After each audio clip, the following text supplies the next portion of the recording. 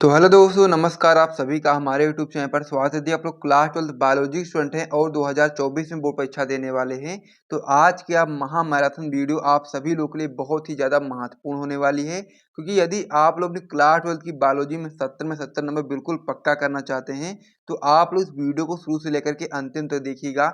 आज की महामैराथन वीडियो आप सभी लोगों के लिए बहुत ही ज़्यादा महत्वपूर्ण होने वाली है, क्योंकि आज की इस वीडियो में हम लोग क्लास 12 बायोलॉजी की पूरी किताब से आपके जो बोर्ड परीक्षा में हर साल आने वाले प्रश्न होते हैं, उन प्रश्नों को यहाँ पर करने वाले हैं। बहुत सारे महत्वपूर्ण प्रश्नों को आज के एक ही वीडियो में करने वाले हैं, वायरल प्रश्नों को करने वाले हैं। तो इसीलिए आप लोग वीडियो को शुरू से लेकर के अंतिम तक देखिएगा। और साथ ही में यदि आपको वीडियो पसंद आ रहा है तो वीडियो को अभी से लाइक कर दीजिए और साथ में चैनल को भी सब्सक्राइब कर दीजिए, इसी प्रकार के और भी महामैराथन वीडियोस को प्राप्त करने के लिए। इसी प्रकार से हमारे यूट्यूब चैनल पर क्लास 12 फिजिक्स और केमिस्ट्री के लिए भी महामैराथन वीडियोस लाई जा रही हैं। तो यदि आप लोग अपनी क्लास 12 के किसी भी सब्जेक्ट की बेहतर तैयारी करना चाहते हैं, तो आप लोग हमारे यूट्यूब चैनल से जुड़ सकते हैं। अभी के अभी आप लोग जाकर के प्लेलिस्ट में देखेंगे तो आपको बहुत सारे महामैराथन वीडियो ऑलरेडी आ चुके हैं। बायोलॉजी में भी हम लोगों ने इससे पहले 3 मोस्ट इंपॉर्टेंट महामैराथन क्लास लिए थे। आज का वीडियो का पार्ट नंबर 4 होने वाला है महामैराथन क्लास का, और ये बहुत ही ज़्यादा महत्वपूर्ण होने वाला है, क्योंकि आज के एक ही वीडियो में हम लोग क्लास 12 बायोलॉजी की पूरी किताब से आपके जो मोस्ट इंपॉर्टेंट बहुविकल्पी प्रश्न होते हैं, सबसे पहले हम लोग उन प्रश्नों को यहाँ पर करने वाले हैं। फिर हम लोग क्लास 12 बायोलॉजी की पूरी किताब से आपके जो मोस्ट इंपॉर्टेंट अति लघु उत्तरीय प्रश्न होते हैं, जो कि आपके बोर्ड परीक्षा में 1 नंबर के लिए आते हैं, उनको करेंगे।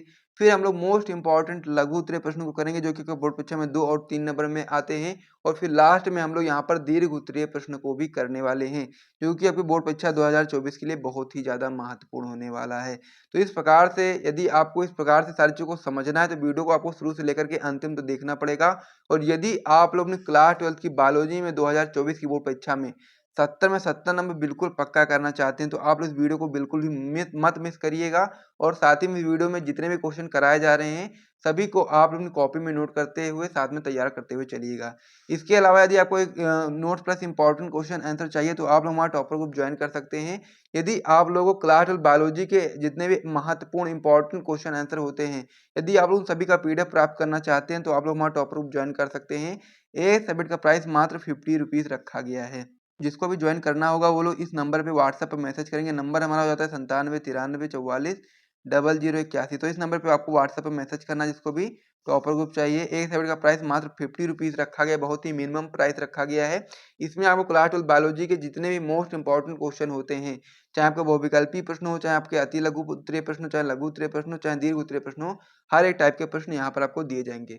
तो चलिए अब हम लोग अपनी वीडियो को स्टार्ट कर देते हैं। मैं उम्मीद करता हूँ कि आप लोगों ने वीडियो को लाइक कर दिया होगा। तो चलिए अब हम लोग अपनी इस महामैराथन वीडियो क्लास को स्टार्ट करते हैं, और क्लास 12 बायोलॉजी के सबसे पहले हम मोस्ट इंपॉर्टेंट बहुविकल्पी प्रश्नों को देखना शुरू करते हैं। तो चलिए हम लोग इसमें देखते हैं कि हमारा सबसे पहला जो महत्वपूर्ण जो बहुविकल्पी प्रश्न है कौन सा है। आइए हम लोग उसको देख लेते हैं। तो इस पेज को मैं यहाँ पर हटा देता हूँ। तो इसमें अब हमारा जो पहला महत्वपूर्ण प्रश्न होने वाला है, वो आपका होने वाला है कि निम्न में से कूट फल है। तो इसमें हमको 4 ऑप्शन दिए गए हैं। 4 ऑप्शन को सबसे पहले हम लोग को पढ़ना है, और इनमें से हम लोग को बताना है कौन सा फल आपका कूट फल है, यानी कि असत्य फल है। ये आपका क्वेश्चन वेरी इंपॉर्टेंट है। 2022 में, 23 में 2 बार आपकी बोर्ड परीक्षा में क्वेश्चन आया हुआ भी है। तो आपको पता होना चाहिए कौन सा कूट फल है। तो इसमें आपका पहला ऑप्शन आपका दिया गया सेब, दूसरा आपका दिया गया स्ट्रॉबेरी, तीसरा आपका दिया गया अखरोट, और चौथा आपका दिया गया आम। तो सबसे पहले आप लोग कमेंट बॉक्स में कमेंट करके बताओ कि इनमें से कौन सा कूट फल है। यदि आपको नहीं पता होगा तो मैं भी इसका आंसर अभी बताने ही वाला हूँ कि इसमें से जो आपका सेब है, सेब आपका एक कूट फल होता है। इसे हम लोग असत्य फल भी बोलते हैं। तो सेब आपका कैसा है? सेब आपका एक असत्य फल है या फिर कूट फल है। तो आप लोग बता सकते हैं कि निम्न में से कूट फल आपका सेब है। तो सेब पर आप लोग सही टिक लगा दोगे पहले वाले ऑप्शन पर। फिर हम लोग अगले क्वेश्चन की ओर बढ़ेंगे। इसमें अब हमारा अगला क्वेश्चन हो जाता है कि भारतीय भ्रूण विज्ञान का पिता कहते हैं। ये भी आपका मोस्ट इंपॉर्टेंट क्वेश्चन है। 2017 में, 19 में 2 बार पूछा भी गया है। तो हमको पता होना चाहिए कि भारतीय भ्रूण विज्ञान का पिता किसे कहा जाता है। पहला ऑप्शन आपका इसमें दिया गया है जगदीश चंद्र बोस, दूसरा आपका दिया गया प्रोफेसर पंचानन महेश्वरी, तीसरा ऑप्शन आपका इसमें दिया गया है डॉक्टर हरगोविंद खुराना, और चौथा ऑप्शन आपका दिया गया है डॉक्टर बीरबल साहनी। तो भारतीय भूण विज्ञान का पिता कहा जाता है प्रोफेसर पंचानन माहेश्वरी को, इसीलिए आप लोग ऑप्शन नंबर बी पर सही टिक लगा लेंगे। फिर हम लोग इसमें अगले क्वेश्चन की ओर बढ़ेंगे और जिसको भी पहले से इसका आंसर पता है वो लोग कमेंट बॉक्स में ऑप्शन का नाम लिख करके कमेंट करते रहें। जैसे कि भारतीय भूण विज्ञान का पिता प्रोफेसर पंचानन माहेश्वरी हैं, तो इस प्रकार से ये चीज़ आपको कमेंट बॉक्स में करना है, प्रोफेसर पंचानन माहेश्वरी। और ये भी आप लोग लिखना चाहो तो लिख सकते हो कि भारतीय भूण विज्ञान के पिता प्रोफेसर पंचानन माहेश्वरी। इस प्रकार से आप लोग सभी ऑप्शन को बताओगे तो आपको यहाँ पर याद होता भी रहेगा और साथ ही में आपके दिमाग में चीज़ें आती रहेंगी। और अपने बोर्ड परीक्षा में जब क्वेश्चन करने जाओगे या फिर जब बोर्ड परीक्षा में जाओगे तो फिर यदि आपसे क्वेश्चन आता है तो आपको वहाँ पर तुरंत ही दिमाग में आपको ये चीज़ आएगी कि मैंने वहाँ पर कमेंट में किया था, तो ये चीज़ आपको यहाँ पर याद रहेगी। तो अब हम लोग इसमें अगले क्वेश्चन की ओर बढ़ते हैं। तो अब इसमें जो हमारा अगला क्वेश्चन हो जाता है आपका हो जाता है ईएमटीपी का पूरा नाम क्या है। ये भी आपका इंपॉर्टेंट क्वेश्चन, आपको पता होना चाहिए कि एमटीपी का आखिर पूरा नाम क्या होता है। पहला ऑप्शन आपका इसमें दिया गया मल्टी ट्रेड प्रैक्टिस, दूसरा आपका दिया गया मल्टी टेम्परेरी प्रैक्टिस, तीसरा ऑप्शन आपका इसमें दिया गया मेडिकल टर्मिनेशन ऑफ प्रेगनेंसी और चौथा ऑप्शन आपका इसमें दिया गया है उपरोक्त में से कोई नहीं। तो एमटीपी का जो पूरा नाम होता है आपका हो जाता है मेडिकल टर्मिनेशन ऑफ प्रेगनेंसी। इसीलिए आप लोग ऑप्शन नंबर सी पर सही टिक लगा देंगे। यही आपका सही ऑप्शन हो जाता है ऑप्शन नंबर सी, यानी कि मेडिकल टर्मिनेशन ऑफ प्रेगनेंसी आपका एमटीपी का पूरा नाम होता है, फुल फॉर्म होता है। तो इसे भी आप लोगों ने समझ लिया होगा, तो इसे भी नोट कर लीजिए। फिर हम लोग अगले क्वेश्चन की ओर बढ़ते हैं। अब इसमें जो हमारा अगला क्वेश्चन हो जाता है कि ये भी आपका बहुत ही महत्वपूर्ण क्वेश्चन होता है, किसने पुष्टि की है कि डीएनए एक आनुवांशिक पदार्थ है। आपको पता होना चाहिए, एक बार इंपॉर्टेंट क्वेश्चन है कि किसने पुष्टि किया था कि डीएनए एक आपका आनुवांशिक पदार्थ है। इसमें आपका जो पहला ऑप्शन दिया गया आपका दिया गया मेसेल्सन व स्टाल, दूसरा आपका दिया गया इसमें वाटसन एवं क्रिक, तीसरा आपका इसमें दिया गया बीडल एवं टेटम और चौथा ऑप्शन आपका इसमें दिया गया अल्फ्रेड हर्शे व मार्था चेज। तो हम लोग इसमें बताना है कि किसने पुष्टि की थी कि डीएनए एक आनुवांशिक पदार्थ है। तो आप लोग बता सकते हैं कि अल्फ्रेड हर्शे व मार्था चेज ने यह पुष्टि की थी कि डीएनए एक आपका आनुवांशिक पदार्थ है। इसीलिए आप लोग ऑप्शन नंबर डी पर सही टिक लगा लेंगे, यही आपका सही ऑप्शन होता है।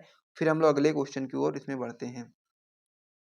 इसमें हमारा अगला क्वेश्चन हो जाता है कौन सा एंजाइम डीएनए को विशिष्ट स्थान पर काटता है। ये चीज हमको बताना है कि कौन सा एंजाइम डीएनए को विशिष्ट स्थान पर काटता है। 2023 में आपकी बोर्ड परीक्षा में क्वेश्चन आया हुआ भी है, तो आपको पता होना चाहिए डीएनए को कौन सा कह सकते हैं एंजाइम विशिष्ट स्थान पर काटता है। तो उसमें सबसे पहले आपको ऑप्शन को पढ़ना है।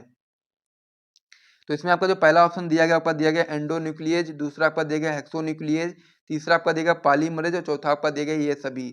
तो जो आपका एंडोन्यूक्लियेज होता है ये आपका एंजाइम डीएनए को विशिष्ट स्थान पर काटता है, इसीलिए आप लोग ऑप्शन नंबर ए पर सही टिक लगा लेंगे, यही आपका सही ऑप्शन हो जाता है। फिर हम लोग अगले पेज पे बढ़ेंगे और भी महत्वपूर्ण प्रश्नों को देखेंगे। और साथ ही में यदि आपको यहाँ तक वीडियो पसंद आए तो वीडियो को लाइक करना बिल्कुल भी मत भूलिएगा। आप लोग जल्दी से वीडियो को लाइक कर दो। फिर हम लोग क्या करेंगे अगले पेज पे बढ़ेंगे और भी महत्वपूर्ण प्रश्नों को देखना है अभी हम लोग को। तो अभी तो हमारा बहुविकल्पी प्रश्न ही चल रहा है, फिर हम लोग अति लघु को भी देखेंगे, 1 नंबर वाले यानी कि फिर 2 नंबर वाले भी देखेंगे, 3 नंबर वाले भी देखेंगे, फिर लास्ट में हम लोग दीर्घ उत्तरीय प्रश्न भी देखेंगे।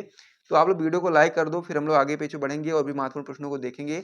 और साथ ही में यदि आप लोगों ने इस पेज पर अभी जो चीज़ें मैंने करवाई हैं उसे अगर नोट नहीं किया है तो नोट कर लीजिए, फिर हम लोग अगले पेज पर बढ़ते हैं।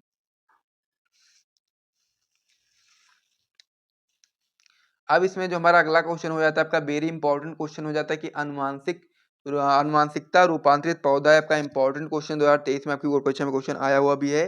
पहला ऑप्शन आपका इसमें दिया गया बीटी मक्का, दूसरा आपका दिया गया बीटी काटन, तीसरा आपका दिया गया बीटी राइस और चौथा आपका दिया गया कि ये सभी। तो अनुवांशिकता रूपांतरित जो पौधा है वो आपका बीटी मक्का भी है, बीटी काटन भी है, बीटी राइस भी है। तो आप लोग बता सकते हैं कि जो आपका अनुवांशिकता रूपांतरित पौधा है ये जो तीनों ऑप्शन दिए गए तीनों आपके हैं, तो इसीलिए आप बता सकते हैं कि ये सभी, यानी कि ऑप्शन नंबर डी आपका सही हो जाएगा।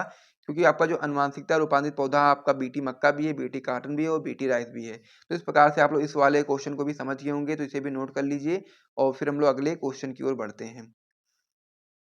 इसमें हमारा अगला क्वेश्चन हो जाता है, अभी आपका वेरी इंपॉर्टेंट क्वेश्चन होता है कि पारिस्थितिक तंत्र से संबंधित भारतीय वैज्ञानिक हैं। तो इसमें आपको बताना है पारिस्थितिक तंत्र से संबंधित भारतीय वैज्ञानिक का नाम। वेरी इंपॉर्टेंट क्वेश्चन 2018 में 22 में 2 बार पूछा गया है। आपको पता होना चाहिए कि पारिस्थितिक तंत्र से संबंधित भारतीय वैज्ञानिक कौन है। तो पहला ऑप्शन इसमें आपका दिया गया बीरबल साहनी, दूसरा आपका दिया गया प्रोफेसर रामदेव मिश्रा, तीसरा ऑप्शन आपका इसमें दिया गया है राम उदार और चौथा आपका दिया केसी मेहता। तो पारिस्थितिक तंत्र से संबंधित जो भारतीय वैज्ञानिक हैं जिन्हें पारिस्थितिक तंत्र का जनक भी माना जाता है भारत में, तो ये आपके हो जाते हैं प्रोफेसर रामदेव मिश्रा। इसीलिए आप लोग ऑप्शन नंबर बी पर सही टिक लगाओगे। फिर हम लोग क्या करेंगे, आगे बढ़ेंगे और अब हम लोग इसमें देखेंगे 1 नंबर, 2 नंबर तथा 3 नंबर वाले जो मोस्ट इंपॉर्टेंट क्वेश्चन होते हैं उनको भी हम लोग अब देखने वाले हैं। तो इसे आप लोग अपनी कॉपी में जल्दी से नोट कर लीजिए, जो बहुविकल्पी प्रश्नों को अभी तक हम लोगों ने किया है। फिर हम लोग आगे बढ़ते हैं और साथ ही में यदि आप लोगों ने पुरानी वीडियोज़ को, यानी कि अभी इससे पहले जो महामैथन वीडियोज़ आई हैं उनको यदि नहीं देखा है, तो आप लोग उसे भी ज़रूर जाकर के देखिएगा इस वीडियो को देखने के बाद। कि यदि आप अपनी क्लास 12 की बायोलॉजी में 70 में 70 नंबर लाना चाहते हैं, तो सारे महामैराथन क्लास जो भी हैं 4-5 क्लासेस आपको यहाँ पर 6-7 क्लासेस दी जाएँगी। और यदि आप लोगों ने 6-7 क्लासेस को ही केवल पढ़ लिया, तो फिर आपको अपनी क्लास 12 की बायोलॉजी में 70 में 70 नहीं तो 70 में 65 नंबर लाने से कोई भी रोक नहीं सकता है। क्योंकि जितने भी मोस्ट इंपॉर्टेंट क्वेश्चन होते हैं 2024 की बोर्ड परीक्षा के लिए, वो सारे आपको इसमें करवाए जा रहे हैं, ठीक है? तो चलिए, मैं उम्मीद करता हूँ कि आप लोग समझ गए होंगे। तो चलिए अब हम लोग यहाँ पर 1 नंबर, 2 नंबर तथा 3 नंबर वाले जो इंपॉर्टेंट क्वेश्चन होते हैं उनको अब हम लोग यहाँ पर देख लेते हैं। तो इसमें जो हमारा पहला क्वेश्चन हो जाता है, आपका हो जाता है कि लघु बीजाणुधानी की सबसे भीतरी परत क्या कहलाती है? इसका क्या महत्व, तो ये चीज़ हमको इसमें बताना है। वेरी इंपॉर्टेंट क्वेश्चन है।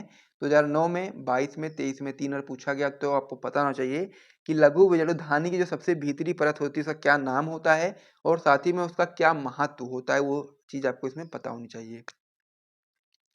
तो आप लोग इसमें उत्तर में बताएँगे कि परागकोश में सबसे पहले क्या होता है, परागकोश होती है, परागकोश के अंदर लघु बीजाणुधानी होती है और लघु बीजाणुधानी के अंदर जो सबसे भीतरी परत होती है, उसको हम लोग टेपिटम बोलते हैं। क्या बोलते हैं? टेपिटम बोलते हैं।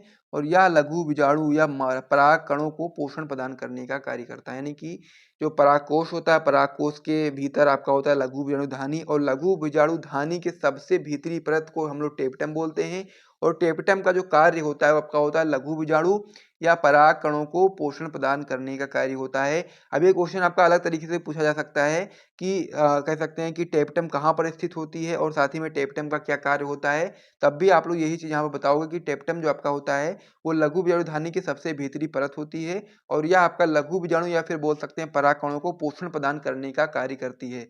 तो आपको यहाँ पर दोनों चीज़ें पता चल गई, तो इसे भी नोट कर लीजिए। ये भी आपका इंपॉर्टेंट क्वेश्चन है, 3 बार बोर्ड परीक्षा में आया हुआ भी है। और साथ ही में ये क्वेश्चन आपका बहुविकल्पी में भी बन सकता है कि टेपिटम कहाँ पर स्थित होता है, या फिर ये इस प्रकार से पूछा जा सकता है कि टेपिटम का क्या कार्य होता है। तो इसे भी आप लोगों ने समझ लिया होगा, तो इसे भी नोट कर लीजिए। फिर हम लोग अगले पेज पे बढ़ते हैं और भी महत्वपूर्ण प्रश्नों को यहाँ पर अब हम लोग को देखना है।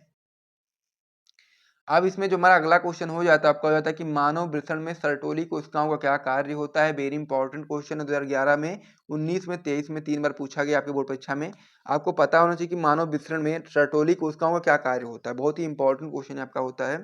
तो सबसे पहले आप लोग इस पे उत्तर पे इस प्रकार से लिखना स्टार्ट करोगे कि वृषण की शुक्र नलिकाओं में उपस्थित अवलंबन कोशिकाएं, या फिर हम लोग बोल सकते हैं उसको सर्टोली कोशिकाएं, परिवर्धनशील शुक्राणु कोशिकाओं को पोषण प्रदान करती हैं। बहुत ही सिंपल सी इसकी कह सकते हैं कि आंसर है इसका, कि क्वेश्चन हमसे पूछा गया था कि मानव वृषण में सर्टोली कोशिकाओं का क्या कार्य होता है। तो हम लोगों ने इसका उत्तर बताया कि वृषण की शुक्र नलिकाओं में उपस्थित अवलंबन कोशिकाएं, जिसे हम लोग सर्टोली कोशिकाएं भी बोलते हैं, वह आपके परिवर्धनशील शुक्राणु कोशिकाओं को पोषण प्रदान करने का कार्य करती हैं। बहुत ही महत्वपूर्ण क्वेश्चन था, आंसर भी बहुत ही सिंपल सा है। तो इसे भी नोट कर लीजिए, 1 नंबर में पूछा जा सकता है। फिर हम लोग क्या करेंगे, अगले पेज पे बढ़ेंगे और भी महत्वपूर्ण प्रश्नों को अभी हम लोग को देखना है इसमें। इसके बाद फिर हम लोग 2 नंबर, 3 नंबर वाले क्वेश्चन देखेंगे। फिर हम लोग यहाँ पर देखेंगे दीर्घ उत्तरीय प्रश्न, जो कि बोर्ड परीक्षा में 5 नंबर के लिए आते हैं। तो इतना आप लोग सबसे पहले अपनी कॉपी में नोट कर लीजिए। फिर हम लोग क्या करेंगे, आगे बढ़ेंगे और भी महत्वपूर्ण प्रश्नों को भी हम लोग को देखना है। तो मैं उम्मीद करता हूँ कि इसे आप लोगों ने अपनी कॉपी में नोट कर लिया होगा। तो चलिए अब हम लोग अपने अगले पेज पे बढ़ते हैं और भी महत्वपूर्ण प्रश्नों को देखना शुरू कर देते हैं। और यदि आप लोगों ने वीडियो को लाइक नहीं किया तो वीडियो को लाइक जल्दी से कर दो और कमेंट बॉक्स में जो भी आपकी इच्छा हो, जो भी आपको अच्छा लग रहा है, आप लोग कमेंट करके बता सकते हो। क्योंकि जब आप लोग सपोर्ट दिखाते हो तो भी और भी अच्छा लगता है इस प्रकार के और भी महत्वपूर्ण वीडियोस को बनाने के लिए। तो इसीलिए आप लोग वीडियो को लाइक जरूर कर दिया करें, साथ में चैनल को भी सब्सक्राइब कर दें। और जो भी आपकी इच्छा हो, जो भी आप लोग कमेंट बॉक्स में करना चाहते हो, कुछ भी करके आप लोग जरूर बताइए, ताकि पता चले कि आप लोग यहाँ पर एक्टिव हैं। तो चलिए अब हम लोग आगे बढ़ते हैं और भी महत्वपूर्ण प्रश्नों को देखते हैं। इसे आप लोगों ने कॉपी में नोट कर लिया होगा। तो चलिए मैं इस पेज को अब यहाँ पर हटा देता हूँ और भी महत्वपूर्ण प्रश्नों को आइए हम लोग देख लेते हैं। तो आपका क्वेश्चन होने वाला है कि पारिस्थितिक तंत्र की परिभाषा लिखिए, खाद्य श्रृंखला एवं खाद्य जाल में अंतर स्पष्ट कीजिए।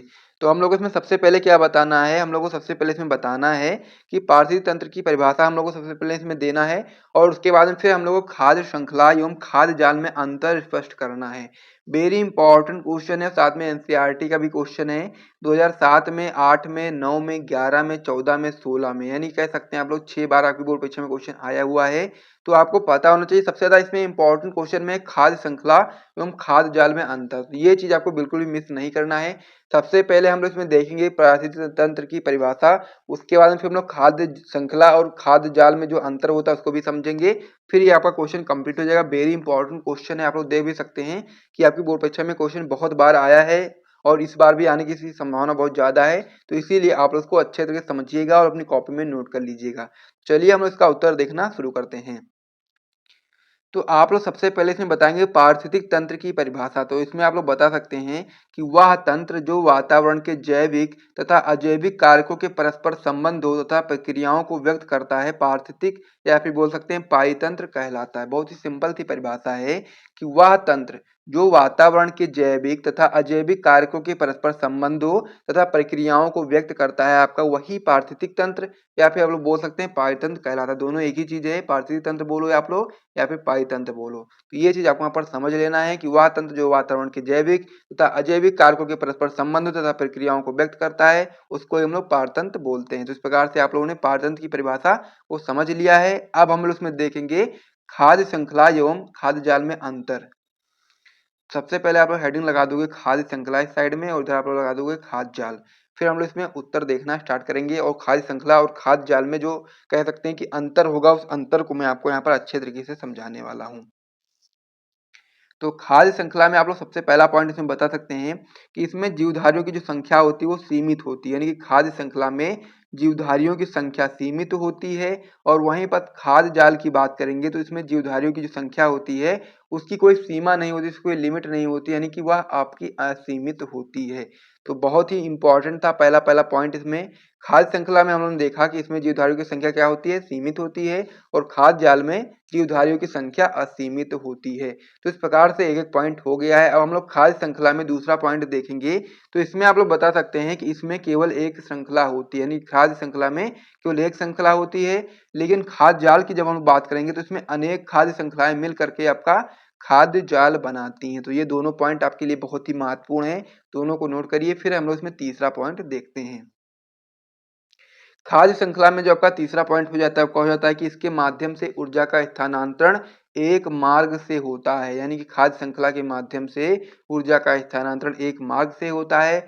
वहीं पर खाद्य जाल की बात करेंगे तो इसके माध्यम से ऊर्जा का जो स्थानांतरण होता है वह आपका अनेक मार्गों से होता है। इस प्रकार से खाद्य श्रृंखला और खाद्य जाल में जो अंतर था उसे भी आप लोगों ने समझ लिया है। बहुत ही महत्वपूर्ण क्वेश्चन था, आपकी बोर्ड परीक्षा में कई बार पूछा गया, इसे नोट कर लीजिए। फिर हम लोग अगले क्वेश्चन की ओर बढ़ेंगे। तो सबसे पहले आप लोग से जो क्वेश्चन पूछा गया था कि पारिस्थितिक तंत्र की परिभाषा दीजिए तथा खाद्य श्रृंखला एवं खाद्य जाल में अंतर स्पष्ट कीजिए।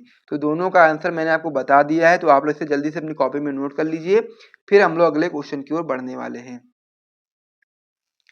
अब इसमें जो हमारा अगला क्वेश्चन हो जाता है आपका हो जाता है कि रेड डाटा बुक से आप क्या समझते हैं। आपका वेरी इंपॉर्टेंट क्वेश्चन होता है। वेरी इंपॉर्टेंट क्वेश्चन इसलिए क्योंकि आपकी बोर्ड परीक्षा में 2014 में, 18 में, 22 में, 23 में आया हुआ है। और यदि आप लोगों ने कुछ भी पढ़ा होगा बायोलॉजी में तो आपको ये जरूर पता होगा कि रेड डाटा बुक आपकी बोर्ड परीक्षा के लिए बहुत ही महत्वपूर्ण है। तो इसको आइए हम लोग समझ लेते हैं कि रेड डाटा बुक आखिर क्या होता है। चलिए हम लोग इसको देख लेते हैं। तो इसमें आप लोग बताएंगे IUCN। तो ये IUCN क्या होता है सकते हैं कि जो फुल फॉर्म होता है उससे आप लोग समझ लीजिए। तो IUCN का जो फुल फॉर्म होता है आपका हो जाता है कि international union for the conservation of nature एवं नेचुरल रिसोर्सेज। ये आपका फुल फॉर्म होता है IUCN। यदि आपसे बोर्ड परीक्षा में क्वेश्चन पूछ ले कि IUCN का फुल फॉर्म बताइए तो आप लोग बता सकते हैं international union for the conservation of nature एवं नेचुरल रिसोर्सेज, आपका फुल फॉर्म होता है IUCN।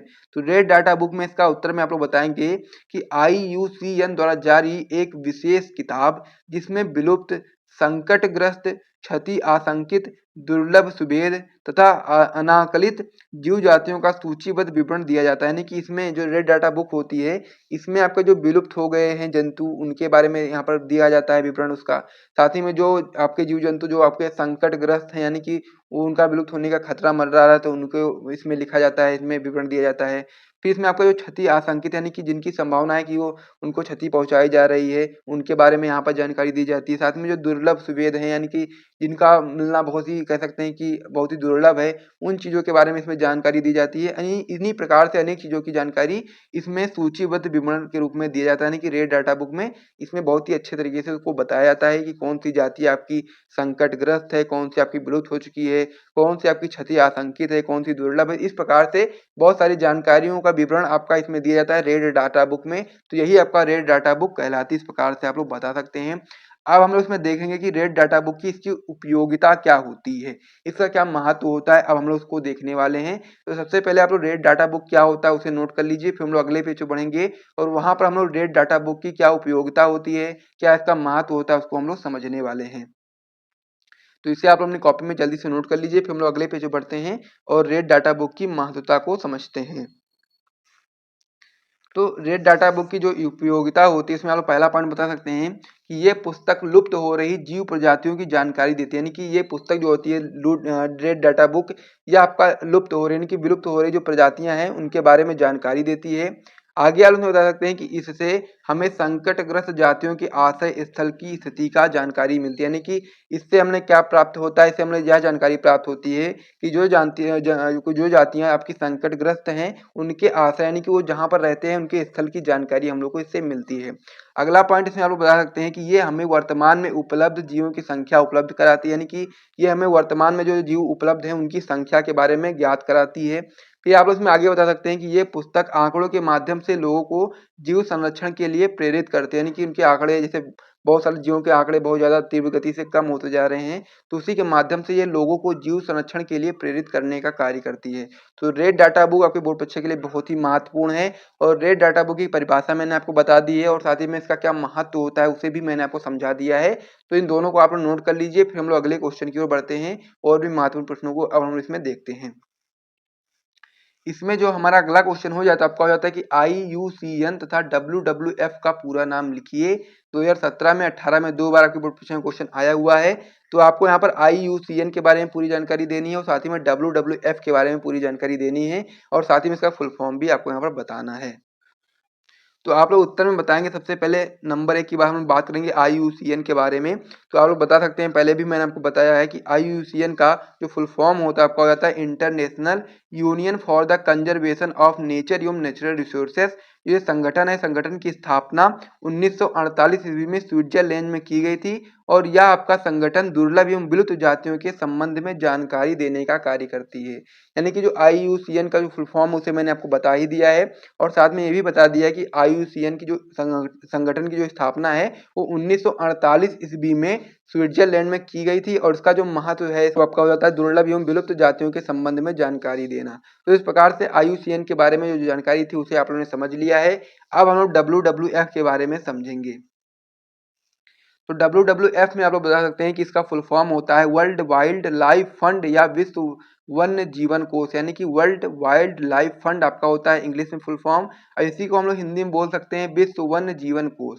इस संगठन की स्थापना सन 1962 ईस्वी में स्विट्जरलैंड में ही की गई थी और इसके अंतर्गत वन्य जंतुओं के संरक्षण के साथ उनके संरक्षण हेतु धन का भी एकत्रीकरण किया जाता है। यानी कि वन्य जीवों के जो जीव होते हैं उनका संरक्षण तो किया ही जाता है और साथ ही में उनके संरक्षण के लिए जो राशि की आवश्यकता होती है, धन की आवश्यकता होती है, उसका एकत्रण भी WWF के अंतर्गत ही किया जाता है। तो ये भी आपका इंपॉर्टेंट था, ये भी आपका कंप्लीट हो गया है। तो ये जो क्वेश्चन था आपका IUCN तथा WWF का पूरा नाम लिखिए, तो मैंने इसमें इन दोनों के पूरे नाम भी बताए हैं और साथ ही में इसमें जो जो चीज़ें होती हैं उसे भी मैंने आपको समझा दिया है। ये भी आपका इंपॉर्टेंट क्वेश्चन था और पूरा आंसर मैंने आपको बता दिया, इसे भी नोट कर लीजिए। और साथ ही में यदि आपको यहाँ से वीडियो पसंद आए तो वीडियो को लाइक करिए और हमारे YouTube channel dream light education channel को सब्सक्राइब। वो आपका हो जाता है कि सक्रिय तथा निष्क्रिय प्रतिरक्षा में 4 महत्वपूर्ण भेद बताइए। यानी कि हम लोग को 4 महत्वपूर्ण अंतर बताने हैं कि सक्रिय प्रतिरक्षा में क्या होता है और निष्क्रिय प्रतिरक्षा में क्या होता है। ये क्वेश्चन आपकी बोर्ड परीक्षा के लिए बहुत ही ज़्यादा इंपॉर्टेंट है, आप देख भी सकते हैं कि 2007 में, 8 में, 9 में, 10 में, 11 में, 12 में, 19 में, 22 में, 23 में, यानी कि लगातार पूछा जा रहा है। तो इसीलिए आपको सक्रिय तथा निष्क्रिय प्रतिरक्षा में 4 भेद यानी कि 4 महत्वपूर्ण अंतर मैं आपको बताने वाला हूँ। सबसे पहले आप लोग हेडिंग लगा देंगे सक्रिय प्रतिरक्षा तथा निष्क्रिय प्रतिरक्षा, इस प्रकार से हेडिंग लगाओगे। फिर क्योंकि अंतर बताना है तो बीच में आप लोग लाइन खींचकर भी कर सकते हो। तो इसमें आप लोग सक्रिय प्रतिरक्षा में सबसे पहला पॉइंट बताएंगे कि इसमें शरीर की अपनी कोशिकाएं संक्रमण के प्रति प्रतिरक्षी विकसित करती हैं, यानी कि जो सक्रिय प्रतिरक्षा होती है इसमें जो शरीर की अपनी जो कोशिकाएं होती हैं वो संक्रमण के प्रति प्रतिरक्षी विकसित करती हैं, यानी कि संक्रमण से बचने के लिए एक प्रतिरक्षा विकसित करती हैं, उसको हम सक्रिय प्रतिरक्षा बोलेंगे। निष्क्रिय प्रतिरक्षा में पहला पॉइंट हम लोग बता सकते हैं कि यह प्रतिरक्षी किसी और प्राणी के शरीर में प्रतिजन प्रविष्ट करके बनाए जाते हैं, यानी कि जो निष्क्रिय प्रतिरक्षा होती है वो किसी और प्राणी के शरीर में प्रतिजन प्रविष्ट करके बनाया जाता है, लेकिन जो आपका सक्रिय प्रतिरक्षा होती है इसमें शरीर की अपनी ही कोशिकाएं जो होती हैं वो संक्रमण के प्रति प्रतिरक्षी विकसित करती हैं। तो इस प्रकार से एक एक पॉइंट हो गया। दूसरा पॉइंट अब हम लोग इसमें देख लेते हैं। तो इसमें से आपका सेकंड पॉइंट हो जाता है कि सक्रिय प्रतिरोध उत्पन्न करने हेतु शरीर में प्रतिजन प्रविष्ट कराए जाते हैं, यानी कि जो सक्रिय प्रतिरक्षा होती है उसमें सक्रिय प्रतिरोध उत्पन्न करने के लिए शरीर में प्रतिजन प्रविष्ट कराए जाते हैं। वहीं पर निष्क्रिय प्रतिरक्षा में इसमें प्रतिरक्षी सीधे ही शरीर में डाले जाते हैं। इस प्रकार से दो दो पॉइंट हो गए। तीसरा पॉइंट आप उसमें बता सकते हैं कि यह क्षमता उत्पन्न होने में समय लगता है, यानी कि जो आपका सक्रिय प्रतिरक्षा होती है इसके उत्पन्न होने में समय लगता है। वहीं पर निष्क्रिय प्रतिरक्षा की बात करें तो इससे शरीर में प्रतिरक्षा जल्दी प्राप्त हो जाती है, क्योंकि इसमें जल्दी हो जाता है, और जो सक्रिय होता है इसमें टाइम लगता है। अगर हम बता सकते हैं कि यह लंबे समय तक बनी रहती है, यानी कि जो सक्रिय प्रतिरक्षा होती है इसको उत्पन्न होने में समय तो लगता है लेकिन ये लंबे समय तक बनी भी रहती है। लेकिन जो निष्क्रिय प्रतिरक्षा होती है वो बहुत कुछ ही समय के लिए होती है, वो कुछ समय के बाद वो नष्ट हो जाती है। उदाहरण में आप लोग बता सकते हैं चेचक के प्रति प्रतिरक्षा, और उदाहरण में इधर भी आप लोग बता सकते हैं टिटनेस के प्रति प्रतिरक्षा, यानी कि निष्क्रिय प्रतिरक्षा जो होती है उसमें उदाहरण में आप लोग बता सकते हो टिटनेस के प्रति प्रतिरक्षा, और जो सक्रिय प्रतिरक्षा होती है उसमें उदाहरण में आप लोग बता सकते हैं चेचक के प्रति प्रतिरक्षा। तो इस प्रकार से ये जो आपका पॉइंट था, जो क्वेश्चन था सक्रिय तथा निष्क्रिय प्रतिरक्षा में 4 महत्वपूर्ण भेद बताइए, वो पूर्ण से कंप्लीट हो गया। इसे आप लोग कॉपी में नोट कर लीजिए। फिर हम लोग अगले क्वेश्चन की ओर बढ़ते हैं। अब हमारा इसमें अगला क्वेश्चन हो जाता है कि टाइफाइड का कारक, लक्षण व रोकथाम के उपाय लिखिए। बहुत ही महत्वपूर्ण क्वेश्चन ये भी आपके बोर्ड परीक्षा के लिए होता है। हम लोग को इसमें क्या बताना है, हम लोग को बताना है टाइफाइड के बारे में, उसका कारक क्या होता है उसके बारे में, और साथ ही में लक्षण भी बताने हैं टाइफाइड के क्या लक्षण होते हैं, और रोकथाम किस प्रकार से कर सकते हो उसको भी हम लोग को इसमें बताना है। तो इसमें हम लोग इंपॉर्टेंट क्वेश्चन है, आपकी बोर्ड परीक्षा में 4 बार पूछा भी गया है। तो इसका आंसर इस प्रकार से आप लोग समझेंगे।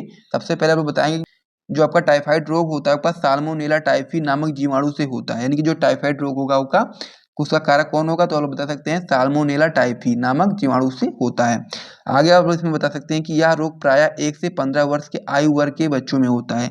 वैसे तो टाइफाइड रोग हर वर्ग के इंसान में होता है, लेकिन यहाँ पर जो 1 से 15 वर्ष के आयु वर्ग के बच्चे होते हैं इनमें ज़्यादा होने की संभावना होती है टाइफाइड रोग के, तो इसलिए यहाँ पर इस प्रकार से लिख दिया गया है।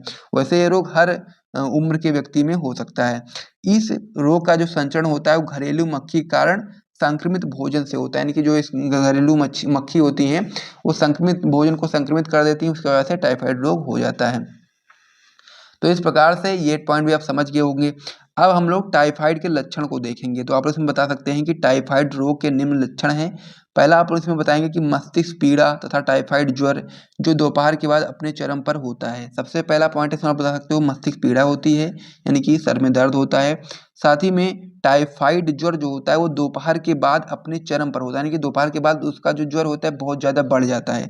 और संक्रमण की जो प्रथम सप्ताह होता है उसमें प्रत्येक दिन जो शाही ज्वर होता है वो उसमें वृद्धि होती रहती है, यानी कि मान लीजिए पहले दिन अगर कम है तो उससे उसके अगले दिन उससे ज़्यादा होगा, फिर उससे ज़्यादा होगा। इस प्रकार से प्रथम सप्ताह में जो प्रत्येक दिन होता है उसमें शारीरिक ज्वर बढ़ता ही जाता है। तो इस प्रकार से टाइफाइड के लक्षण भी आप लोग समझ गए होंगे। अब हम लोग परीक्षण की बात करेंगे, यानी कि किस प्रकार से इसको हम लोग कह सकते हैं कि पता लगा सकते हैं, और साथ में इसका रोकथाम एवं उपचार क्या होता है उसे भी हम लोग देख लेते हैं। तो अब हम लोग इसमें देखेंगे इसका किस प्रकार से हम लोग परीक्षण करके पता लगा सकते हैं। तो पहला पॉइंट आप लोग बताएंगे कि इसका परीक्षण बिडाल परीक्षण द्वारा किया जाता है, यानी कि बिडाल टेस्ट के द्वारा हम लोग इसका पता लगा सकते हैं। दूसरा पॉइंट आप लोग बताएंगे कि शिशुओं को TAB यानी कि टैब का टीका लगवाना चाहिए। टैब का फुल फॉर्म होता है टाइफाइड इम्यूनाइजेशन रिकमेंडेशन, ठीक है। टाइफाइड का पूरा नाम क्या होता है? Typhoid immunisation recommendation. टीकाकरण से प्रतिरक्षण का प्रभाव जो 3 वर्षों तक रहता है, यानी कि जब हम लोग शिशुओं में टैप का टीका लगवाना चाहिए टाइफाइड रोग से बचने के लिए, और उसका जो प्रभाव होता है वो 3 वर्षों तक रहता है। अगला पॉइंट हम बता सकते हैं कि आसपास सफाई रखनी चाहिए, यानी कि जो टाइफाइड रोग होता है इससे बचाव के लिए आसपास सफाई रखनी चाहिए। फिर आप बता सकते हैं भोजन ढककर रखना चाहिए, खुले में नहीं रखना चाहिए, क्योंकि खुला रखेंगे तो फिर जो मक्खी होगी वो आएगी, संक्रमित कर देगी भोजन को। अगला पॉइंट इसमें बता सकते हैं बाजार की खुली वस्तुएं नहीं खानी चाहिए, ये भी आपके लिए इंपॉर्टेंट है, इससे को भी आपको याद कर लेना है। तो इस प्रकार से टाइफाइड रोग क्या होता है, उसके कारक क्या होते हैं, लक्षण क्या होते हैं, रोकथाम क्या होते हैं, उपचार क्या होते हैं, सारी चीजें मैंने आपको बता दी, तो इसे भी आप लोग कॉपी में नोट कर लीजिए। फिर हम लोग अगले क्वेश्चन की ओर बढ़ते हैं। अब इसमें हमारा अगला क्वेश्चन हो जाता है कि इंटरफेरेंस क्या है, प्रतिरक्षी अनुक्रिया में इसका महत्व समझाइए। ये भी आपका वेरी इंपॉर्टेंट क्वेश्चन है और आपकी बोर्ड परीक्षा में कई बार पूछा गया। आप देख भी सकते हैं यहाँ से कि 2005 में, 6 में, 8 में, 9 में, 10 में, 11 में, 14 में, 16 में। तो इस प्रकार से सारी चीज़ लिखने का बस यही कह सकते हैं कारण है कि आप लोग को पता चले कि कौन सा क्वेश्चन कितना महत्वपूर्ण है, कितनी बार पूछा गया है। इसी की वजह से मैं ये चीज़ लिख देता हूँ ताकि आपको पता रहे कि ये क्वेश्चन महत्वपूर्ण है, पूछा जा रहा है, तो इसका मतलब है कि ये अगले साल भी पूछा जा सकता है। तो इसी वजह से मैं ये चीज़ लिख देता हूँ यहाँ पर। तो इंटरफेरेंस क्या होता है उसके बारे में हमको यहाँ पर जानकारी देनी, तो आप लोग बता सकते हैं कि जो इंटरफेरेंस होता है आपका कशेरुकी जंतुओं में विषाणु से संक्रमित कोशिकाओं द्वारा स्रावित एक ग्लाइकोप्रोटीन पदार्थ है, जो इन कोशिकाओं को विषाणु से संक्रमण के विरुद्ध सुरक्षा प्रदान करते हैं। ठीक है, ये चीज़ आपको यहाँ पर याद रखना है कि जो इंटरफेरेंस होता है या कशेरुकी जंतुओं में विषाणु से संक्रमित कोशिकाओं द्वारा स्रावित एक ग्लाइकोप्रोटीन पदार्थ है, जो इन कोशिकाओं को विषाणु से संक्रमण के विरुद्ध सुरक्षा प्रदान करती है। ठीक है, आगे हम बताएंगे कि आइजैक्स तथा लिंडनमैन ने सन 1957 में इस प्रकार के प्रोटीन का पता लगाया, और चूंकि इसके द्वारा अंतःकोश के विषाणुओं के गुणन को रोका जाता है, इसीलिए इसको हम लोग इंटरफेरॉन बोलते हैं। इस प्रकार से इतना पॉइंट आपको समझ लेना है, इसे आप लोगों को अपनी कॉपी में नोट भी करते हुए चलना। ठीक है, आगे आप उसमें बता सकते हैं कि इंटरफेरेंस विषाणु के केंद्रकीय अम्ल संश्लेषक तंत्र को बाधित करते हैं, किंतु ये किसी भी प्रकार कोशिका के उपापचय में कोई बाधा नहीं डालते। इंटरफेरेंस का जो उपयोग होता है वो संक्रमित कोशिकाओं द्वारा अन्य स्वस्थ कोशिकाओं को बचाने हेतु भी किया जाता है, यानी कि जो संक्रमित कोशिकाएं होती हैं उसको बचाने के लिए भी इंटरफेरेंस का उपयोग किया जाता है। ठीक है, यानी कि जो संक्रमित कोशिकाएं होंगी उसके द्वारा हम लोग अन्य जो स्वस्थ कोशिकाएं होती हैं उसको संक्रमण ना हो, इसको रोकने के लिए हम लोग इंटरफेरेंस का उपयोग करते हैं, जिससे वह सूचना ग्रहण करके अपना बचाव कर सकें। ये पॉइंट आपको यहाँ पर याद कर लेना है। तो इस प्रकार से इंटरफेरेंस क्या होता है उसे भी आप लोगों ने समझ लिया है। वेरी इंपॉर्टेंट क्वेश्चन ये भी आपका होता है, तो इसे भी आप लोगों ने कॉपी में नोट कर लीजिए। और साथ में यदि आपको यहाँ से वीडियो पसंद आया है तो वीडियो को लाइक कर दीजिए, चैनल को भी सब्सक्राइब कर दीजिए। फिर हम तो आज का सबसे महत्वपूर्ण प्रश्न होने वाला है कि नर मानव में वृषण उदर गुहा के बाहर क्यों होते हैं। इंपॉर्टेंट क्वेश्चन ये आपका होता है, वेरी वेरी इंपॉर्टेंट क्वेश्चन होता है, क्योंकि आपका जो चैप्टर होता है मानव जन्म, उस चैप्टर में ये क्वेश्चन जो आपका होता है वो लघु उत्तरीय के लिए बहुत ज्यादा महत्वपूर्ण प्रश्न होता है, जिसे आप लोग को अच्छे से तैयार कर लेना है। ठीक है, तो इसका उत्तर आप लोग इस प्रकार से बताओगे। सबसे पहले आप लोग हेडिंग लगाओगे, उत्तर फिर लिखना स्टार्ट करोगे कि नर मानव में वृषण शरीर से बाहर वृषण कोश में उपस्थित होते हैं। वृषण कोश का जो तापमान होता है वो शरीर के तापमान से 2 से 3 डिग्री सेल्सियस कम होता है, जिस पर शुक्राणु का निर्माण होता है। शरीर का तापमान अधिक होने के कारण शरीर के अंदर शुक्राणु का निर्माण संभव नहीं है, अतः जन्म के समय वृषण अपने मूल स्थान से हटकर वृषण कोश में आ जाते हैं। बहुत सिंपल सा है क्वेश्चन ये, और आंसर भी बहुत ही सिंपल सा है। मैं आपको समझा देता हूँ कि जो आपका वृषण होता है वो शरीर से बाहर उपस्थित होता है, वृषण कोश में उपस्थित होता है। अब ये वृषण कोश में क्यों उपस्थित होता है, शरीर से बाहर क्यों होता है वृषण, तो आपको ये चीज समझ लेना है कि जो शरीर का तापमान होता है, शरीर का तापमान ज्यादा होता है, और वृषण कोश का जो तापमान होता है वो शरीर के तापमान से 2 से 3 डिग्री सेल्सियस कम होता है। अब जो शरीर का तापमान ज्यादा होता है तो उस पर शुक्राणु का निर्माण संभव नहीं है, और जो वृषण कोश होता है उसका तापमान कम होता है तो उस पर ही आपका शुक्राणु का निर्माण संभव है।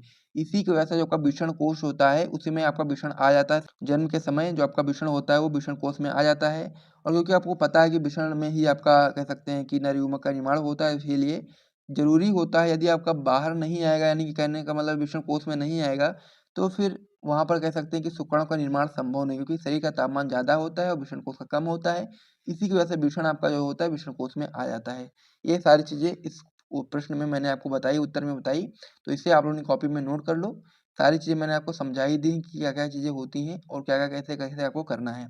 तो इसे आप लोगों ने कॉपी में नोट कर लो। यदि क्वेश्चन आता है, इतना आप लोग करोगे, पूरे-पूरे मार्क्स मिलेंगे, कोई भी एक नंबर आपका कटेगा नहीं। तो इतना आप लोगों ने कॉपी में नोट करेंगे, फिर हम लोग अगले क्वेश्चन की ओर बढ़ेंगे। अगला क्वेश्चन हमारा हो जाता है कि शुक्र जनन तथा अंड जनन में अंतर एवं समानता लिखिए। ये क्वेश्चन आपका काफी ज्यादा इंपॉर्टेंट होता है। ये क्वेश्चन यदि आपसे अंतर में नहीं पूछेगा तो अलग अलग करके पूछा जा सकता है कि शुक्राणु जनन क्या होता है, अंडाणु जनन क्या होता है। तो इसे आपको अच्छे से तैयार करना ही पड़ेगा, क्योंकि यदि आपसे अंतर में नहीं पूछेगा तो अलग अलग करके पूछेगा, तो भी आपके लिए बहुत ज्यादा महत्वपूर्ण होता है। तो इसीलिए आपको इसे तैयार करना ही पड़ेगा। तो सबसे पहले हम लोग ऊपर हेडिंग लगाएंगे कि शुक्राणु जनन तथा अंड जनन में निम्नलिखित अंतर है। तो अंतर में सबसे पहले आप लोग शुक्राणु जनन इधर लगाओगे हेडिंग, और अंडाणु जनन का इधर हेडिंग लगा दोगे। फिर आप लोग पहला अंतर बताओगे शुक्राणु जनन में कि यह प्रक्रिया जो होती है वो विषम होती है, क्योंकि आप लोग जानते हैं कि शुक्राणु जनन जो होता है उसमें शुक्राणु का निर्माण होता है, और शुक्राणु का निर्माण आपका विषम होता है। तो इसीलिए आप बता सकते हो कि शुक्राणु जनन की जो प्रक्रिया होती है आपकी विषम में होती है। ठीक है, तो पहला पॉइंट इसमें हो गया है।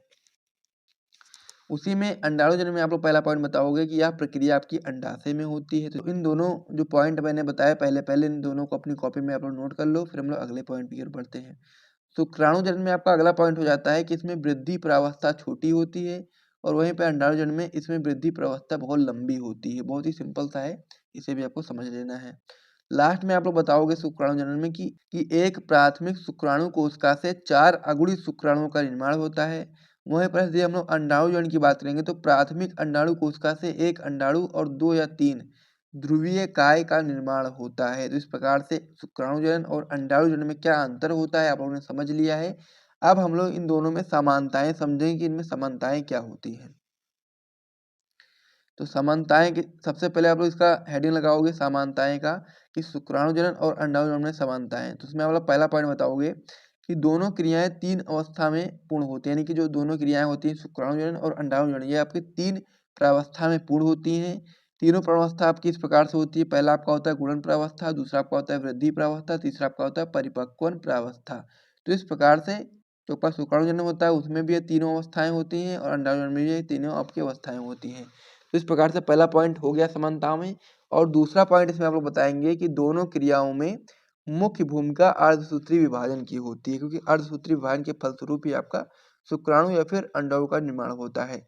तो इस प्रकार से ये चीजें आप लोग समझ गए। महत्वपूर्ण प्रश्न होने वाला है वो आपका होने वाला है कि अवशेषी अंग क्या है, मनुष्य के 4 अवशेषी अंगों का उल्लेख कीजिए, या किस प्रकार जैव विकास को प्रमाणित करते हैं। काफी महत्वपूर्ण क्वेश्चन होता है आपके बोर्ड एग्जाम के लिए, तो इसीलिए आपको यहाँ पर IMP का टिक लगा देना, क्योंकि आपका इंपॉर्टेंट क्वेश्चन होता है और 2024 की बोर्ड परीक्षा में ये क्वेश्चन आपके बोर्ड परीक्षा में आ सकता है। तो इसी को ध्यान में रखते हुए हम लोग क्या करेंगे, इसका सोल्यूशन करेंगे।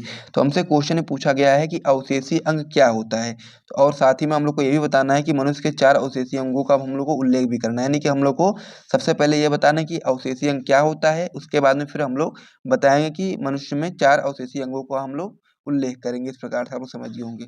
तो ये हम लोग इसका उत्तर इस प्रकार से बताएंगे कि ऐसे अंग जो पहले कार्य किया करते थे परंतु अब केवल अवशेष के रूप में रह गए हों, अवशेषी अंग कहलाते हैं। यानी कहने का मतलब ये है कि जो कुछ अंग ऐसे हैं शरीर में हमारे जो कि पहले के समय में कार्य किया करते थे लेकिन फिलहाल वो कार्य करना बंद कर चुके हैं, तो उन्हें हम लोग अवशेषी अंग बोलते हैं। ठीक है, परंतु अब केवल अवशेष के रूप में रह गए हों तो उसे ही हम लोग अवशेषी अंग बोलते हैं। अब अवशेषी अंगों का जैव विकास में महत्वपूर्ण प्रमाण है, यानी कि जो आपका अवशेषी अंग है उनका जैव विकास में महत्वपूर्ण प्रमाण है, जिनमें से कुछ मुख्य हैं। तो हम लोग अब क्या करेंगे, अब हम लोग मनुष्य के जो 4 अवशेषी अंगों का उल्लेख है उसे हम लोग करेंगे। तो सबसे पहले नंबर पे आपका आता है कृमि रूप परिशेषिका। तो कृमि रूप परिशेषिका क्या होता है, तो इसमें हम लोग बताएंगे कि यह शाकाहारी जीवों में होती है। इसके द्वारा सेल्यूलोज का पाचन होता है, परंतु मनुष्य के पूर्वज शाकाहारी प्राणी थे लेकिन सेल्यूलोज की कमी होने के कारण यह एक अवशेषी अंग के रूप में रह गया। यानी कि जो आपका कृमि रूप परिशेषिका था ये पहले यूज में होता था लेकिन अब ये आपका एक अवशेषी अंग के रूप में ही रह गया है। तो इस प्रकार से जो आपका पहला पॉइंट था आपका अवशेषी अंग का वो आपका कंप्लीट हो चुका है। तो इसे आप लोग अपनी कॉपी में नोट कर लो। उसके बाद फिर हम दूसरे पॉइंट की ओर बढ़ते हैं। इसमें हमारा जो अगला पॉइंट हो जाता है अवशेषी अंग का वो आपका हो जाता है निमेषक पटल। तो निमेषक पटल क्या होता है इसे भी समझ लीजिए। तो इसमें आप लोग बताएंगे कि यह मनुष्य के नेत्र के भीतर पाई जाती है लेकिन या मानव के लिए अनुपयोगी है, परंतु मेढक, पक्षी आदि के लिए उपयोगी है। यानी कि जो निमेषक पटल है वो आपका मनुष्य के नेत्र के भीतर पाई जाती है, लेकिन वह एक अवशेषी अंग है क्योंकि मनुष्य के लिए या आपका अनुपयोगी यानी कि इसका कोई भी उपयोग नहीं है। वहीं पर यदि हम लोग मेढक और पक्षी की बात करें तो उनके लिए निमेषक पटल जो है आपका उपयोगी है। तो इस प्रकार से निमेषक पटल भी आपका एक अवशेषी अंग है, तो इसे भी आप लोग अपनी कॉपी में नोट कर लो। तो यहाँ तक आपके 2 महत्वपूर्ण आपके अवशेषीय अंग कंप्लीट हो चुके हैं। अब हम लोग अगले जो आपका अवशेषीय अंग है उसको हम लोग ध्यान देते हैं। इसमें हमारा जो अगला अवशेषीय अंग हो जाता है वो आपका हो जाता है अक्ल दाँत। तो अक्ल दाँत क्या होता है तो उसमें आप लोग बताएंगे कि यह मनुष्य में तृतीय मोलर दंत की उपस्थिति होती है। ये एक अवशेषी अंग के रूप में होते हैं, यानी कि जो अक्ल दाँत होता है वो मनुष्य में एक अवशेषी अंग के रूप में होते हैं। तो इस प्रकार से ये पॉइंट भी आपका कंप्लीट हो चुका है। तो यहाँ तक मैंने सबसे पहले आपको क्या बताया, मैंने आपको सबसे पहले बताया अवशेषी अंग के बारे में। तो अवशेषी अंग की परिभाषा में आपको क्या बताया था, मैंने बताया था कि ऐसे अंग जो पहले कार्य किया करते थे परंतु अब केवल अवशेष के रूप में रह गए हों, अवशेषी अंग कहलाते हैं। उसके बाद में फिर हम लोगों ने अवशेषी अंगों के 3 पॉइंट को यहाँ पर देखा। पहला था आपका कृमि रूप परिशेषिका, तो ये भी आपका पॉइंट हो गया। उसका फिर दूसरा था आपका निमेषक पटल और तीसरा था आपका अक्ल दाँत। आगे हम लोग एक पॉइंट में बता सकते हैं कि कीवी और शुतुरमुर्ग ऐसे पक्षी हैं जिनके पंख तो होते हैं परंतु उनमें उड़ने की क्षमता नहीं होती है। तो ये पॉइंट आपको यहाँ पर समझ लेना है। उसके बाद फिर आपका जो चौथा आपका जो हो जाता है अवशेषीय अंग वो आपका हो जाता है कर्ण पल्लव पेशियाँ। ये भी आपका महत्वपूर्ण पॉइंट होता है। तो इसमें आप लोग बताएंगे कि मनुष्य में अक्रिय तथा अवशेषी होती हैं, यानी कि जो आपका कर्ण पल्लव पेशियाँ होती हैं जो कि आपके कान में पाई जाती हैं, वो आपके मनुष्य में अक्रिय तथा अवशेषी होती हैं। तो इस प्रकार से आपके यह क्वेश्चन जो था पूरी तरह से कंप्लीट हो चुका है। यहाँ से आप लोग देख सकते हैं।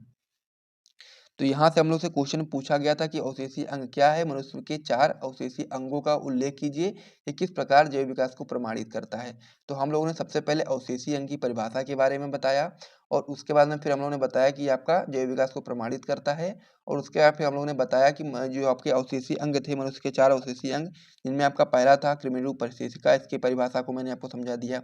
दूसरा था इसमें आपका निमेषक पटल, इसे भी मैंने आपको समझा दिया। तीसरा था आपका अक्ल दाँत, इसे भी मैंने आपको समझा दिया, इसे भी आप लोग अपनी कॉपी में नोट कर लो। और लास्ट वाला जो आपका था वो आपका था कर्ण पल्लव पेशियाँ, तो इसे भी मैंने आपको बता दिया है। तो ये चारों पॉइंट आप लोग अपनी कॉपी में नोट कर लो और उसी के साथ ही आपका जो क्वेश्चन होगा पूरी तरह कंप्लीट हो जाएगा। और जैव विकास में इसके महत्व पर प्रकाश डालिए, काफ़ी ज़्यादा इंपॉर्टेंट क्वेश्चन होता है और इसको हम लोग बहुत ही आसानी तरीके से आपको समझाएंगे और आपको बहुत ही बेहतर तरीके से समझ में आ जाएगा कि उत्परिवर्तन क्या है और जैव विकास में इसके महत्व पर हम लोग को प्रकाश भी डालना है, वो भी मैं आपको यहाँ पर बता दूंगा कि जैव विकास में किस प्रकार से आपका महत्वपूर्ण है।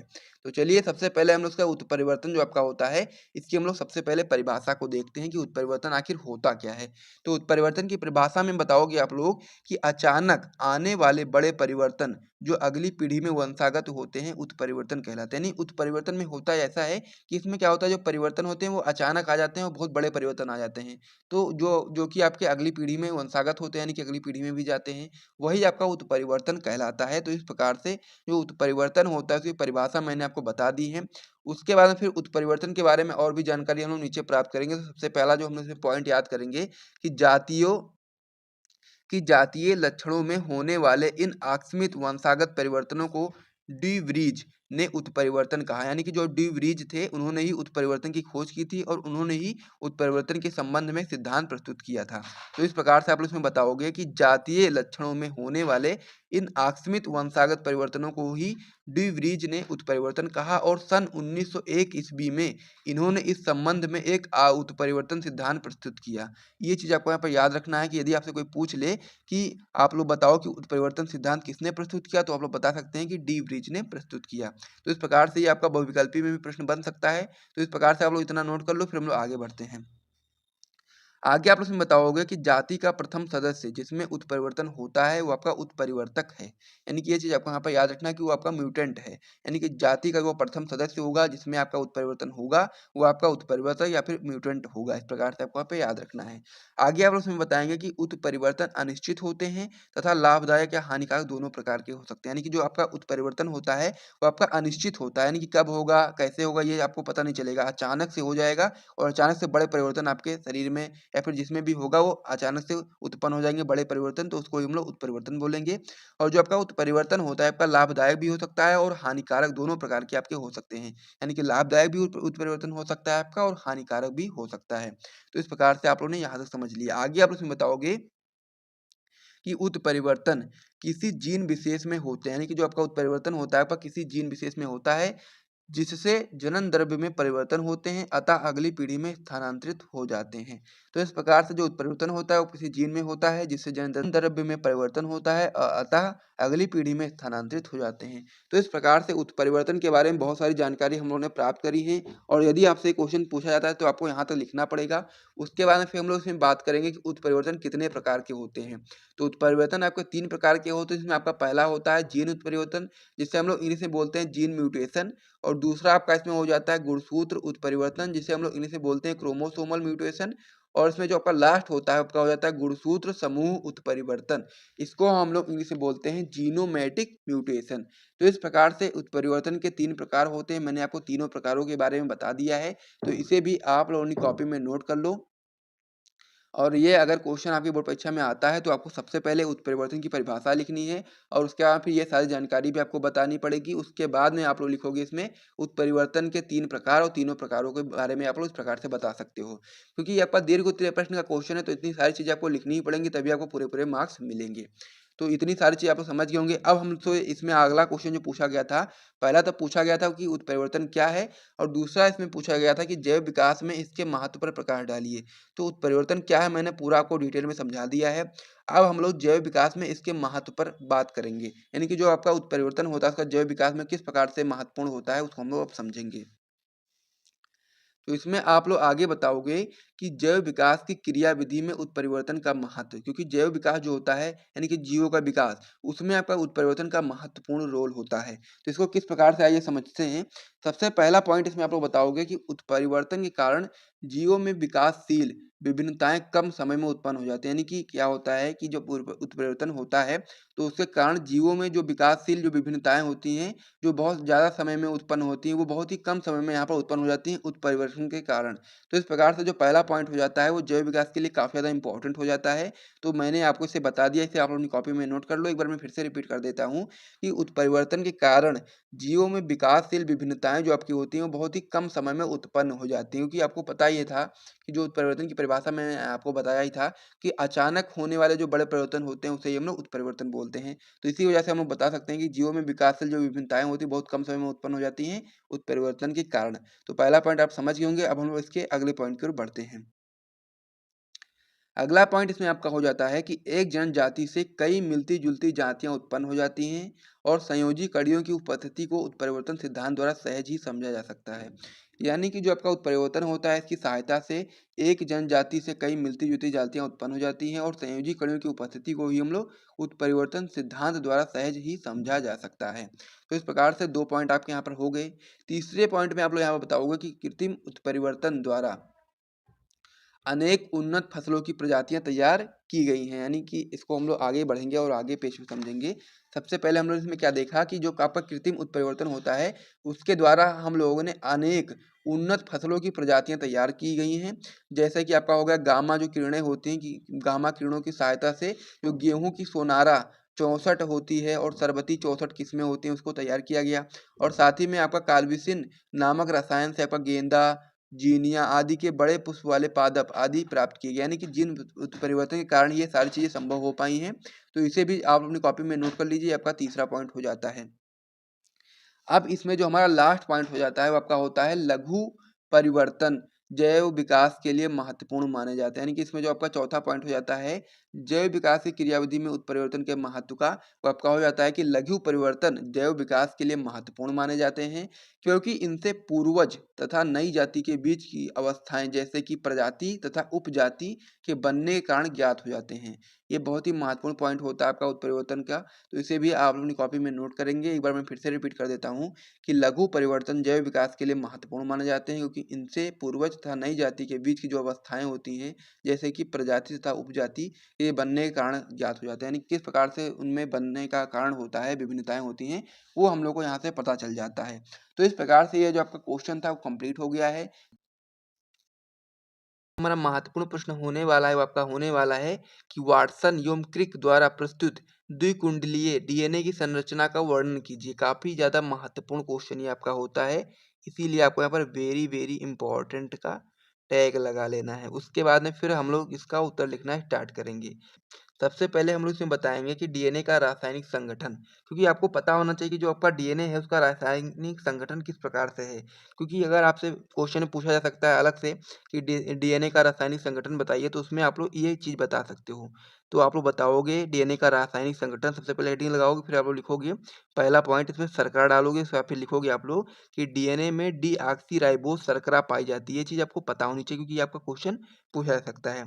आगे आप तो इसमें बताओगे फास्फेट समूह, तो इसमें आप लोग बताओगे कि फास्फोरिक अम्ल जो कि आपका H3PO4 के रूप में होता है, यानी कि फास्फोर समूह में आपका फास्फोरिक अम्ल के रूप में होता है। इस प्रकार से आपका समझ में आ गया। अगला पॉइंट इसमें हो जाता है नाइट्रोजनी क्षारक। तो नाइट्रोजनी जो क्षारक होते हैं वो दो प्रकार के होते हैं, एक आपका होता है प्यूरिन और एक आपका होता है पिरिमिडीन।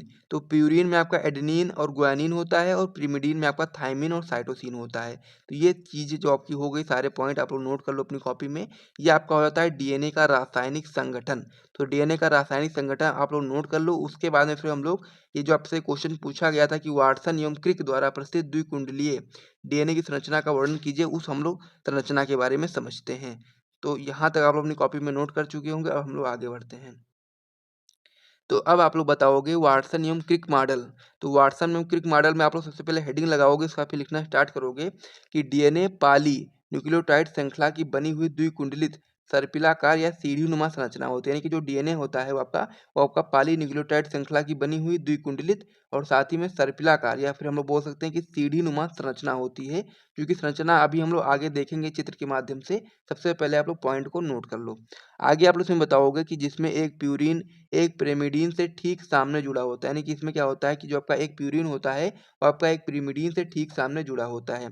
अगला पॉइंट इसमें आप लोग बताओगे कि जिसमें आपका एडेनिन जो आपका होता है, जिसे हम लोग एक कहते हैं इस प्रकार से, उसके बाद फिर जो आपका थायमिन होता है जो कि आपका टी होता है, के साथ 2 हाइड्रोजन बंध से तथा ग्वानिन साइटोसिन से 3 हाइड्रोजन बंध द्वारा जुड़ा रहता है। यानी कहने का मतलब ये है कि जो आपका एडेनिन होता है वो आपका थायमिन के साथ 2 हाइड्रोजन बंध से जुड़ा रहता है और जो आपका ग्वानिन होता है आपका साइटोसिन से 3 हाइड्रोजन बंध द्वारा जुड़ा रहता है। तो ये भी पॉइंट आपका इंपॉर्टेंट होता है, तो इसे भी आप लोगों ने कॉपी में नोट कर लो।